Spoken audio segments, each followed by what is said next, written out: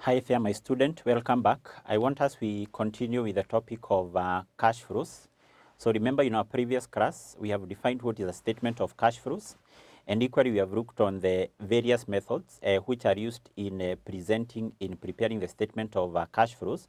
So in this class, before we look on an illustration question, I want us we look on preparation of various accounts, because what I've said is that in doing any question for cash flow, there are a number of accounts which you must be in a position to prepare. So therefore, I want us to look on the preparation of those accounts, around 4 or 5 accounts which you must prepare in order to determine a number of what items. So the first account, I want us to prepare, or basically look on how it is supposed to be prepared, is an account which is called disposal account. Disposal account. What is a disposal account? This is an account, or is basically a ledger account which is prepared to determine whether the asset were disposed at a gain or at a loss. So if you're told there was some asset which were disposed by the company, you may be required now to compute the gain or the loss on what?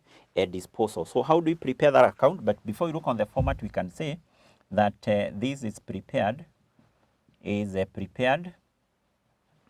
to determine the profit. The profit, in other terms, you also refer to this as a gain, or the loss on disposal, or the loss on disposal. The loss on disposal. The disposal basically is the sale of what? Is the sale of asset. So how do we prepare this account? How do you prepare this account, the disposal account? There are 2 formats you can use here, depending on the information which you are given. The first format is that you debit this account with the cost of the asset which was disposed. You credit this account with the accumulated depreciation of the asset disposed and the sales proceeds. The sales proceeds. The sales proceeds is the amount at which an asset was sold at, and then from there what you do, you balance this account. So the balancing figure in this account, if on the credit side, it is a loss on disposal. If it is on the debit side, it is a gain or a profit on what? On disposal. So that's how the first format of preparing this account. Also, you can prepare this particular account here. This is the other format you can use to prepare the disposal account. And in this case, I've said the format which is used here depends always with the information which is given to you by the examiner. So here what we do is that we debit this account with the net book value, or the carrying amount of the asset now which was disposed of, which now the net book value. This is the difference between the cost and accumulated depreciation. So mean that if you record the net book value, this factoring in 2 items, the cost, the accumulated depreciation. So it means that when recording, or if you debit this account with the net book value, then on the credit side we will not have the accumulated depreciation. On the debit side we will not have what? The cost. And then what we have on the credit side are the sales proceeds. The asset was sold at an amount of how much? We compare the two. And then the balancing figure, if on that side is a loss on disposal, if on this side is a gain or a profit on what? And disposal. It's also important for you to note that these 2 items, the loss and the gain on disposal, these are what? These are a mutually exclusive item. So you can either have now the gain, or basically what? The loss on what? The disposal. You can either have a gain or a loss on disposal. You can't have both. You have a gain and also you have what? A loss. So that's how we prepare that account, of which you have said that this account is prepared to determine the gain or the loss on what? Disposal. The other account which you must also prepare is an account called the taxation account. Taxation account. Now the tax account is an account which is prepared to determine the amount of tax which was paid. So we can say that this is prepared to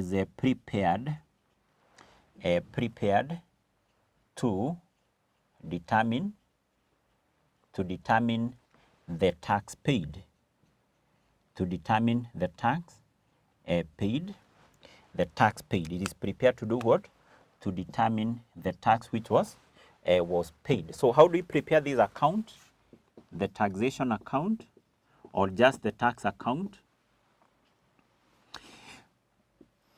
So we take into account or we record the opening balance here for deferred tax and current tax. Now the deferred tax and the current tax, basically these are items of liabilities which will have been given in the statement of financial position.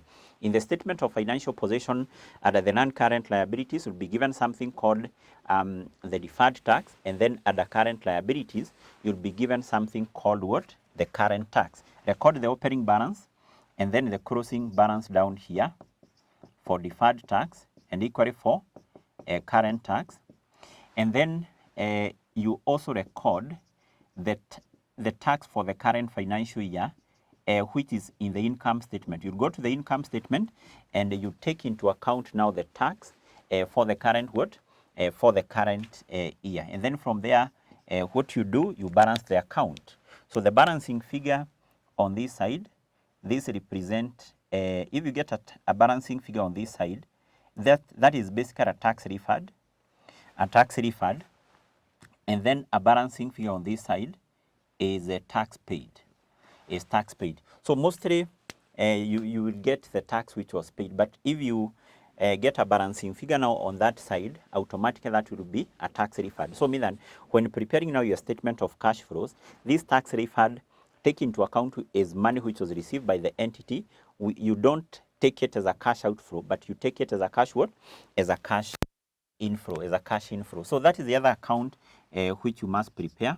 The other account which must be prepared is the account called the property, plant, and equipment. That is a PPE account. PPE account. Now for this particular account here, mostly it is prepared to determine whether there were some items of PPE which were acquired during the current financial year. Because if there are some items of PPE which were acquired, which were purchased during the current year, in most of the cases, the examiner will not give you the value of PPE which were acquired. You have to prepare the account called what? The PPE account, to determine the PPE which were acquired. So therefore, you can say that this is prepared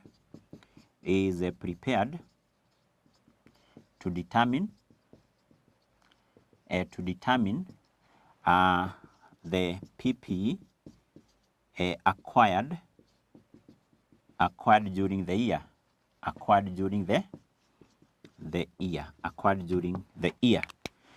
Prepared to determine PPE which were acquired during what? During the current year. So how do we prepare this account? The PPE account. So first of all, we record the PPE at the start, and PPE take into account these are assets. We know asset, they have a debit, what? Balance. So record the opening balance on that side, closing balance down there, and then on the debit side, there are a number of items which we record. For example, revaluation gain. So if there are some items of PPE which were revalued during the current year, any gain, we put it on that side. On the credit side, we record what? We record disposal. These are items of PPE which were disposed. We also record now any depreciation should be credited, and any revaluation gain. Any revaluation what? A gain. And then from there, what you do, you balance your account there. So mostly, you'll have a balancing figure on the debit side, and a balancing figure on this side represent the PPE, the items of PPE which were acquired. That will be the balancing figure. And that, what you take into account when preparing now your statement of what? Of cash flow. The last account which you must be able to prepare is an account called the government grant account.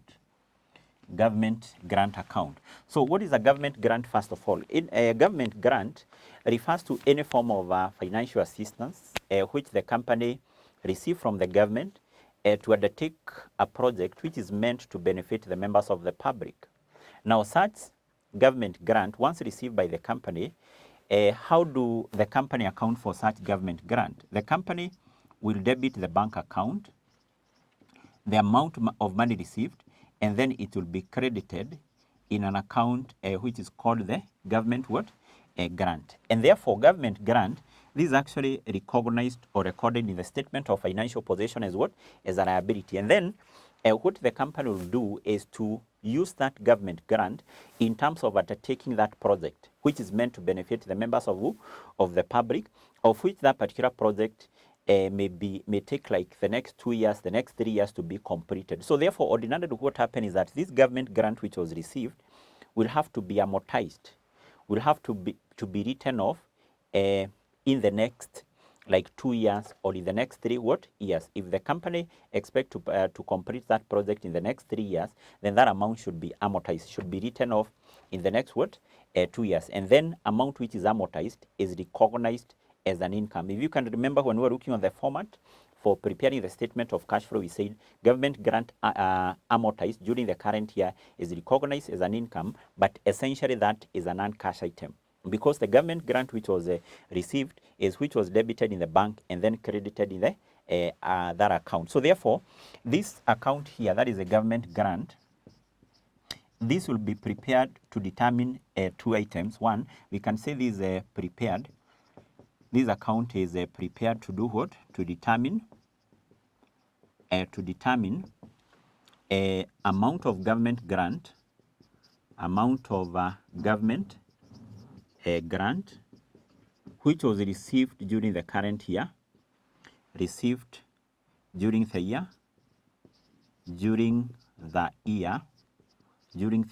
or you can prepare this account to determine the government grant which was amortized, which was amortized during the current year, during the year. So therefore, you may not be given any of these 2 items.